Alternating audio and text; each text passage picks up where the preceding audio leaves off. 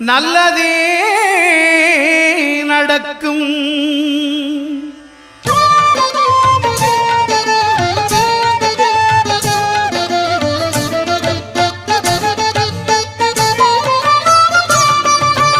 ஒன்பது கோளும் ஒன்றாய் காண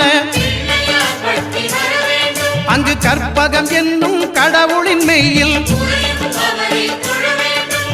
ஒன்பது கோளும் ஒன்றாய் காண அங்கு கற்பகம் என்னும் கடவுளின் மெய்யில்